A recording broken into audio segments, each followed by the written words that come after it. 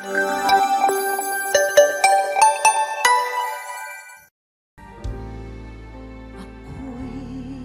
langis, ika'y tubig. Miles Lupena. Si Ayan na si Miles Miles. Lopez. Alam mo, naririnig ko yun sa mga radyo namin noon. High school ako. Elementary. Yung mga Tuwing Sunday. tubig at langis na yan. Parang may kamukha po kayo artista. Wala mo, ex ni Sir Edu Mansado. Vilma Santos. Hindi. Governor. Yung Ex. Yung ex. Cherry Pie. Ayun. Cherry oo. Pie Pikachu. Kamukha niyo po siya. Meron po kayo. Tsaka meron din pong wag na baka wala, magalit po kayo. Tsaka taga Channel 2 po. Pero maganda po. Apo. Oo, kayo. Pero tignan natin kung ano masasabi ng ating mga inampalan. Hi, Ma'am Miles. Such an OPM classic. Grabe po yung kanta na to, no? Alam nyo, masasabi ko, na-appreciate ko naman lahat ng era ng mga kanta, pero ibang klase talaga yung mga kanta noon. Parang painting.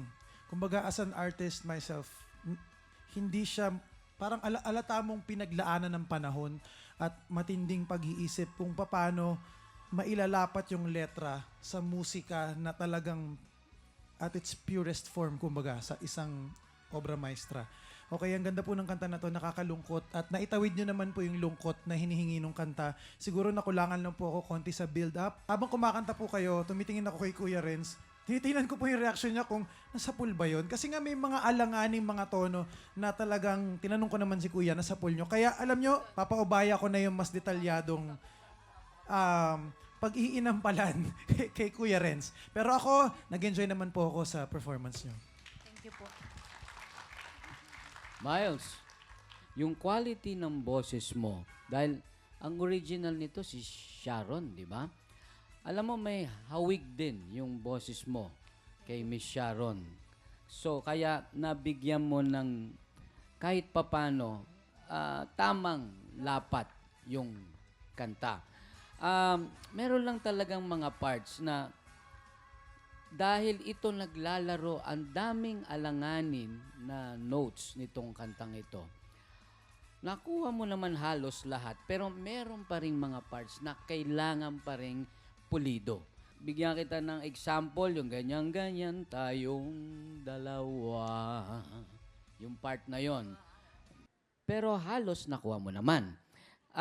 Siguro pag ikaw ay nakalusot, siguro mas concentrate pa. Kasi sa tingin ko, kabisado mo to eh.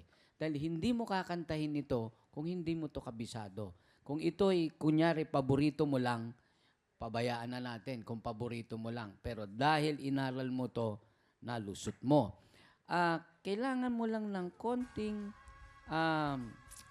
stage presence pa. Masyado kang nakakonsentrate dun sa mga tono ng kanta. Bigyan mo pa ng konting feel, ipakita mo sa audience na kinakantahan mo. Thank you po. Ngayon naman alamin na natin kung ilang stars ang ibinigay sa'yo ng ating mga inampalan. Miles, ang stars na binigay ko sa'yo ay...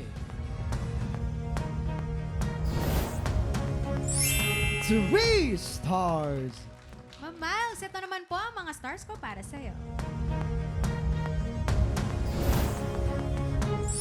3 stars. Salamat sa ating mga inampalan. Mamaya malalaman natin kung ilang stars ang ibinigay sa'yo ni Sir Daryl. Ang